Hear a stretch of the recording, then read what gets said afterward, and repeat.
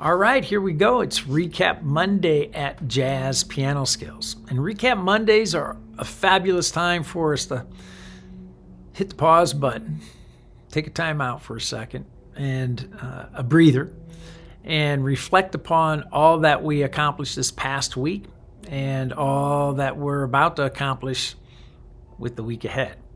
So as you all know, we've been studying this month the great standard, A Beautiful Friendship. And we've done a harmonic analysis of the tune. We've completed a melodic analysis of the tune. And then this last week, we looked at it from an improvisation development perspective, which is always a challenge and always fun. And I hope that you've had a chance to look at and read through the blog that I posted on Saturday. It's a nice recap of all that we've attacked during the week improvisationally. In fact, I have it right here in front of me that I'll reference here throughout this video because it's a great summary, and I encourage you. And if you're not receiving the blog, please visit Jazz Piano Skills, the website. You can sign up for the email list, so that's delivered to your inbox every Saturday morning. So if you're not receiving it, I would encourage you to do that. Look, this past week we studied improvisation through the lens of composing or developing, constructing etudes, exercises that would focus on a specific skill and help us discover and develop our jazz improv vocabulary. So in the blog, I mentioned why etudes, right? And I said improvisation is not random inspiration. It's just not a random activity, right? It's controlled musical decisions rooted in harmonic awareness, melodic motion, rhythmic vocabulary, and a balance of scale and arpeggio movement, right? So there's a lot of components to it, right? Whether you're composing a melodic line or improvising a melodic line, it's not a random process, and there's a lot of thought that actually goes into it. And so we attacked 4 different etudes, or we looked at 4 different etudes that I presented, that I composed, focusing on different skills to help us with our improvisation development. Now, of course, every time we study any skill, we like to plug that skill or be able to see that skill within what I call the 7 facts of music, 7 musical facts. And for all of you Jazz Piano Skills listeners, I know you're quite aware of these 7 facts because I talk about them every single episode, every single week. So just a quick review. Fact number 1, music is the production of sound in silence. Our sound being our primary sounds of music: major, dominant, minor, half diminished, and diminished. Fact number 2, when musical sound is produced harmonically and melodically. Fact number 3, when sound is produced harmonically, we're playing chords or we're playing what we call voicings. Fact number 4, when sound is produced melodically, we're playing arpeggios, we're playing scales. Fact number 5, when playing arpeggios or scales, we can only travel one of 2 directions. That's up or down. Fact number 6, we decorate those arpeggios and scales with chromaticism or tension. And then finally, fact number 7, to make facts 1 through 6 interesting, what do? We add rhythm. So everything that we do in our study of music, our study of jazz, we want to be able to see what we are doing, what we are working on within the 7 musical facts. If you don't see it within that framework, I would have to ask, what are you doing? I don't understand. What are you doing? What are you thinking about? And how does that relate to the architectural structure of music, harmonically and melodically? So 7 facts of music, pretty important to understand those facts and to see everything that you're doing framed within those facts. Now, we also had a really fabulous question that came in from Pat Hughes in Danville, Illinois. A little shout out to Pat. Pat had a great question. the question was simply this: what's the difference between improvising with chord tones and scales? And of course, my answer was pretty simple as well. There is no difference, right? Great improvisation, whether you're using chord tones or whether you're using scale tones, right, requires a balance of space, repetition, right, and a balance of arpeggio and scale movement, ascending and descending. So it doesn't matter whether you're using chord tones, it doesn't matter you're using scale tones or non-scale tones. The process of creating great melodies, great melodic lines, it's the same, okay?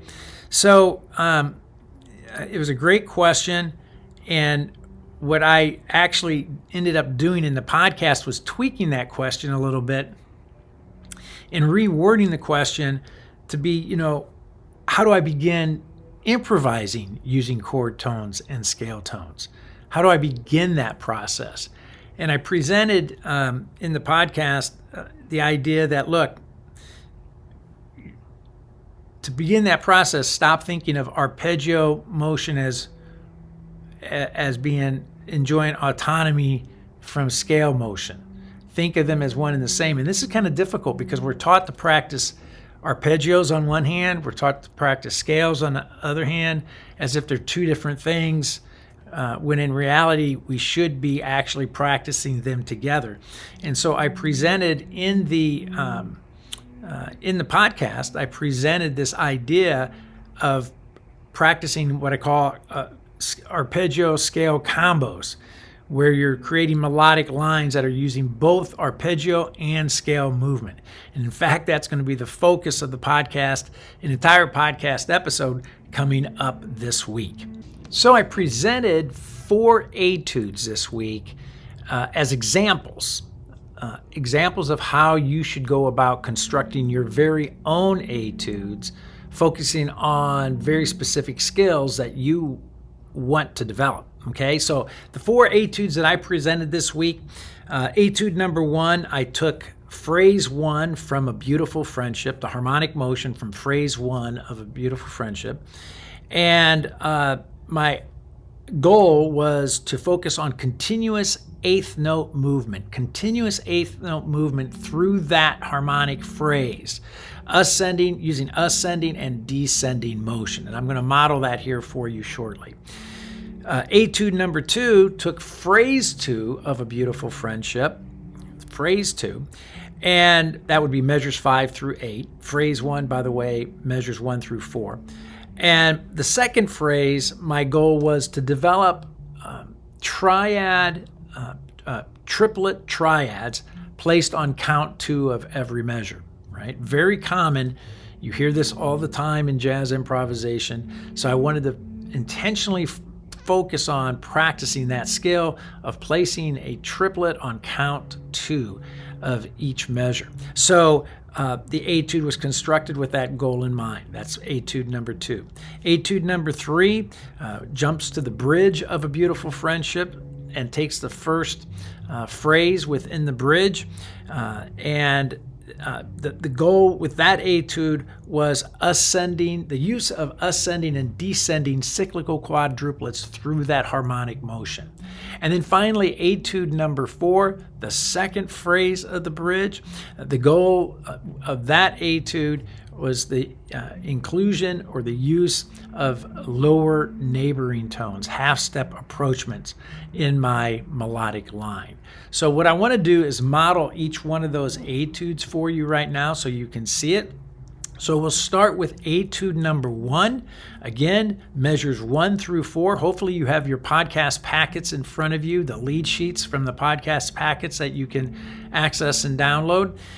Please have those in front of you. Take a look at that as you watch me go through each of these etudes. So here's etude number 1, measures 1 through 4. The goal of the etude, continuous eighth note motion, ascending and descending, alternating every other measure through the chord changes. All right, so let's check it out.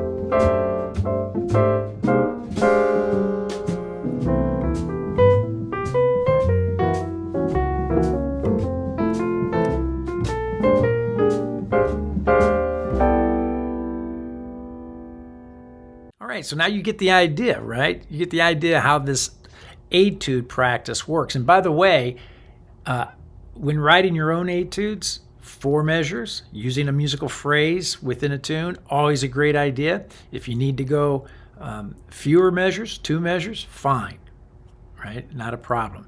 I like to work within musical phrases found within the melody of the tune, okay? So now, etude number 2, measures 5 through 8.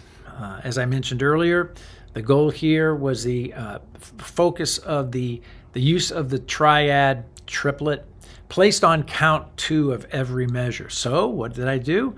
I sat down, I used phrase number 2, the harmonic movement of phrase number 2 within A Beautiful Friendship, and I composed a melodic line that would place these triad triplets on count 2 of every measure. All right, so let's check out this etude.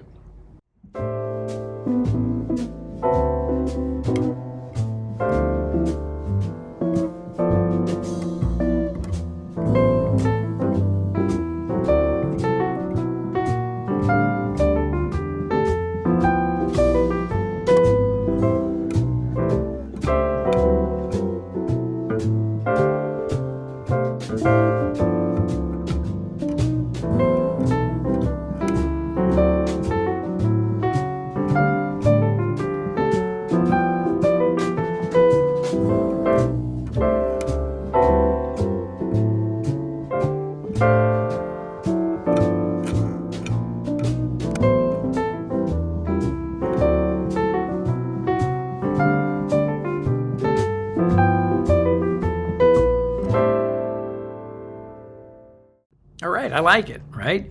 So you can see very structured process, composing, constructing exercises that are focusing on a specific jazz skill that I want to develop using the harmonic phrases found within a standard, in this case, A Beautiful Friendship. So now, if you look at your lead sheets, we're going to jump to the bridge of A Beautiful Friendship. In the first phrase of the bridge, the first 4 measures, we're going to use as our next etude. And the goal with this etude was the use of cyclical quadruplets, ascending and descending cyclical quadruplets, moving through that harmonic motion. If you're not familiar with what cyclical quadruplets are, I have a whole entire podcast episode on cyclical quadruplets, so I would encourage you to check that out at Jazz Piano Skills. So let's take a listen to the first harmonic phrase within the bridge of the standard A Beautiful Friendship, focusing on cyclical quadruplets. Here we go.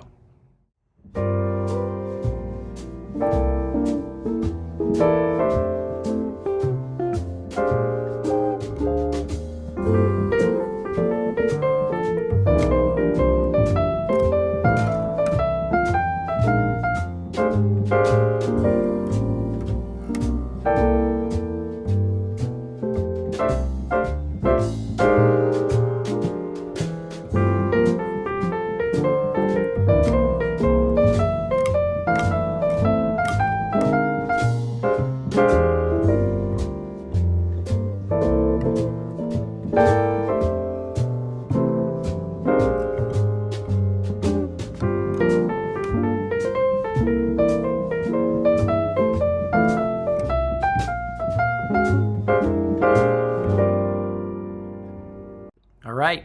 I love it. Now, finally, the last etude that we explored in the podcast this past week for our improvisation development was taken again from the bridge of A Beautiful Friendship, the last 4 measures of the bridge, that harmonic phrase, and took that progression. And the goal was to construct an etude that would focus on the use of lower neighboring tones, half-step approachments. So you can see there on your lead sheet that melodic idea, and that's the focus of the etude. So that's how I went about composing or constructing my melodic line. So let's check it out.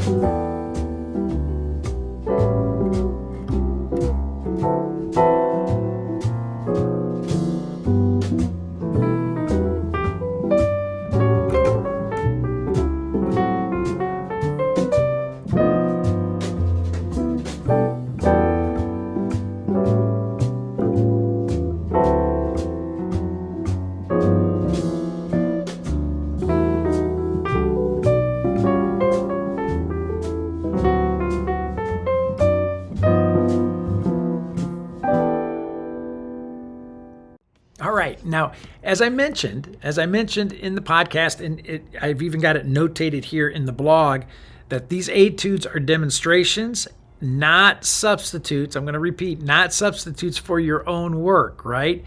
Use them as models and then compose your own etudes for each phrase. Self-composition